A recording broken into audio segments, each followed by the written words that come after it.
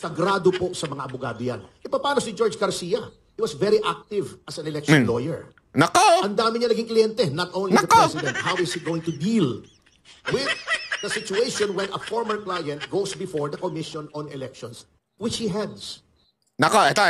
Pag-usapan natin to mga kababayan. Matinding usapin po ito ha. Medyo delicate mga kababayan kasi nako. May tatamaang malupit na malupit. Nako. Sigurado may magagalit. Sigurado, dako po, delicate na naman ako niyan. Pero pag-usapan natin yan, unya. Ha? Mate. Chotomate ka desal. Chotomate, ha?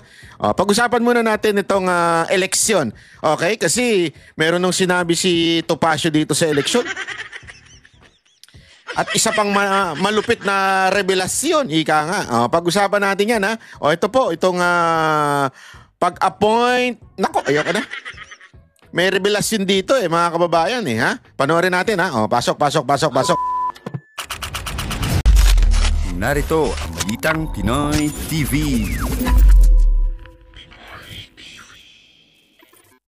Ito na nga, pag-usapan po natin itong dayaan sa eleksyon. Nako, ganito daw ang nangyari. Pero bago po mangyari ang mga ganyang klaseng usapan, ulitin lang po natin mga kababayan, baka naman pwede mag-subscribe na po kayo kasi sa mga nanonood, 52% hindi nakasubscribe. Pero alam nyo nakita ko yung statistics medyo umaangat na po ito. Marami na po ang nanonood na nakasubscribe. Pero kung maaari pa, yung iba pa, yung remaining na nanonood, baka naman pwede tayo mag-subscribe. Okay. Ito na nga, pag-usapan na po natin yung di umano, alleged na katarantaduhan na nangyayari sa Comelec.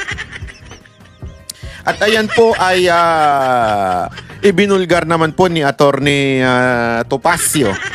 At meron pa rin pong mamayang pag-uusapan patungkol naman kay Arnel Ignacio. Naku, may nasagap akong balita dyan. Naku po, ang lupit mga kababayan. May nasagap akong balita, maya natin pag-usapan yan.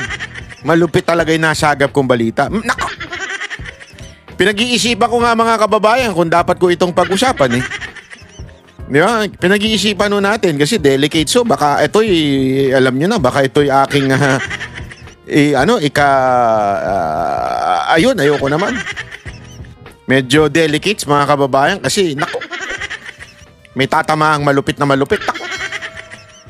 Sigurado may magagalit. Sigurado, dako po, delicate na naman ako niyan. Pero pag-uusapan natin yan, unya. Ha? Mate. Chotomate ka desal. Chotomate, ha?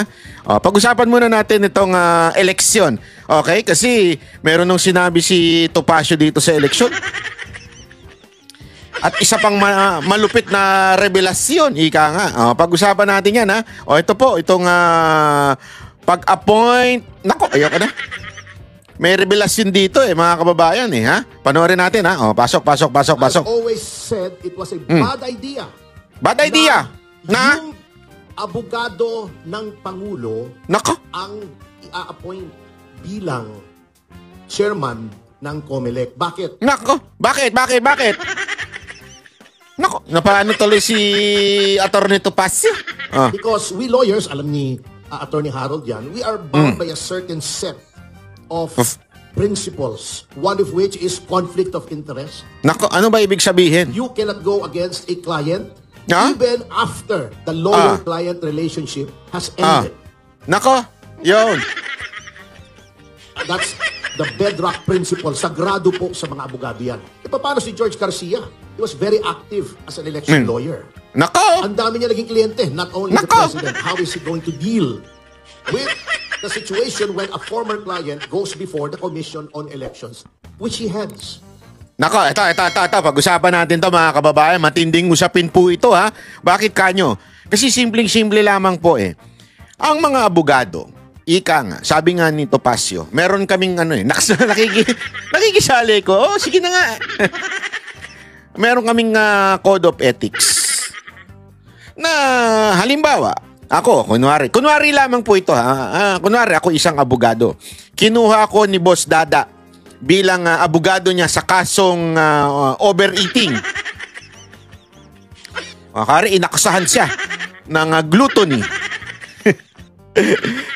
So, para may pagtanggol ko siya sa kasong gluttony, wala namang kasong ganun, ha? Biro-biro lang po ito. Hinire niya ako bilang abogado niya. So, kinuwento niya sa akin yung mga sagradong secret, ika nga, to defend his being gluttony. His being matakaw. Yeah? So, binigyan niya sa akin kasi ganito yan, Banat Bay. Pagka ako, na kumakain ako. So, alam ko lahat yung dahilan kung bakit po siya naging matakaw. So, yung palusot niya kung bakit siya naging matakaw. Halimbawa, ganyan. Tapos, tapos na yung kaso. Dahil ako'y napakagaling na abogado, ay naipanalo ko yung kaso. At hindi na po siya nahatulan ng guilty bilang isang sobrang takaw. Halimbawa lang po yun. Tapos, nagkaroon naman ng kaso uli. In the future, halimbawa, may kumaso naman kay Boss Dada. Uli, meron naman kumaso sa kanya. Ang ginawa nung kumaso sa kanya, halimbawa, oversleeping.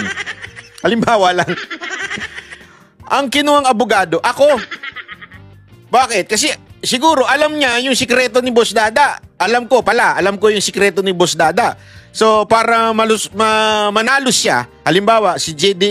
Guevara yung nagdemanda kay Boss Dada, para panalo niya yung kaso, kinuha niya akong abogado. Pero ika nga, sabi nga ni Atty. Topacio, hindi pwede yung gayon. Ibig sabihin, mga kababayan, Code of Ethics yun, meron silang sagradong sinusundan na, sandali, dati kang abogado eh. Hindi ka pwedeng kunin na laban sa'yo in the future. Diba? I mean, kung ikaw naman may delikadesa, kung ikaw naman dapat hindi mo tanggapin nyo bilang isang abogado. Sandali, dati kong kliyente ito. Gusto nyo usigin ko ngayon itong kliyente ko? May mga tarantado pala kayo eh. Diba? Ganun. Halimbawa lamang po. Ganun yung sinasabi ni Atty. Topacio pagdating po kay COMELEC chairman. Ayan na. Ito ay malinaw. Si COMELEC chairman po ay sabi nga ni Atty. Topacio, siya po ay naging abogado ng mga politiko patungkol sa mga issue ng eleksyon. At kasama na po daw dyan ay walang iba kundi ang presidente na si Marcos the Junior. Kasama siyang abogado. Anong problema nung Banat Bay? Siya naman na nag-appoint doon bilang COMELEC chairman. Di ba? Pwede mo sabihin ganun. Naturalmente, kung saan may tiwala yung presidente, syempre magaling na abogado ito, kaya nga siya kinuha noon eh. Oo, ibig sabihin, i-appoint siya bilang, anong problema doon, Banat Bay? Hindi po kasi, alam nyo kung bakit. Ang COMELEC ay isang constitutional body. Separate. Alam nyo po ba na hindi kayang tanggalin ng presidente yung COMELEC chairman? Hindi.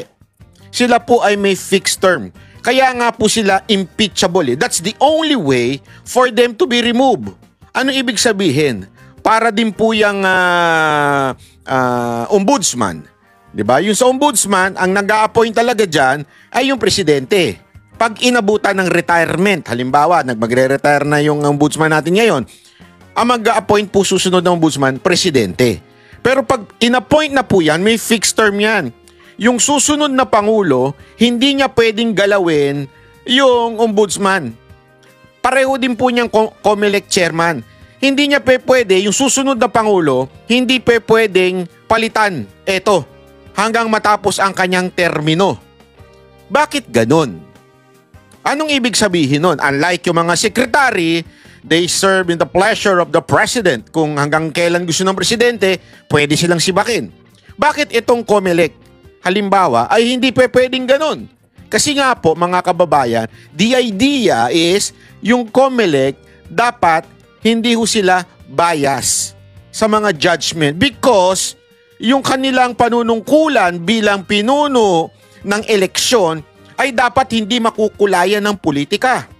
So, ibig sabihin, kahit yung Pangulong nag-appoint sa kanya, ay kung halimbawa, ay may ginawang kabalastugan, siya bilang COMELEC chairman that would relate doon sa eleksyon, pwede niyang banatan yung presidente na nag-appoint sa kanya. Kasi nga, hindi siya kayang tanggalin. Ganyan din po ang mga justices eh. ang presidente namimili pag magre-retire may mga justices. But fix yung term nila. Once they were appointed, hindi na sila pwedeng tanggalin hanggang mag-retire sila. So, para magkaroon ng independence yung mga korte natin. Ganon din po sa COMELEC. The idea is para maging independent yung COMELEC. Ang sinasabi ngayon ni Topacio dito ay simple lang. Dati kang abogado ni Marcos. Paano mo ngayon kokontrahin kung sakasakaling may ginagawang katarantaduhan si Marcos? Kaya it will be a conflict of interest kung sakasakaling merong gawing pandaraya kuno ang Marcos administration. Bakit? Dati mo kasi silang client.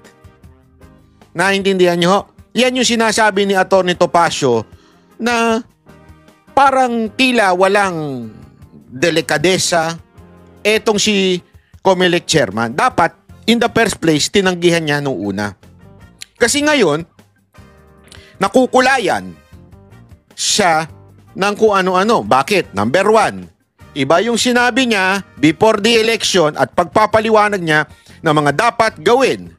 Pero hindi ginawa ng COMELEC. Pinakita na natin yan sa isang video natin. Sa katunayan, kahit po yung mga independent watchdog, ay nagsabing gano'n. Ito na nga mga kabalita. Ano na ang masasabi nyo patungkol sa balitang ito? Please comment down below mga kabalita. Pag-usapan natin yan sa comment section. At kung di ka pa nakasubscribe sa ating channel, baka naman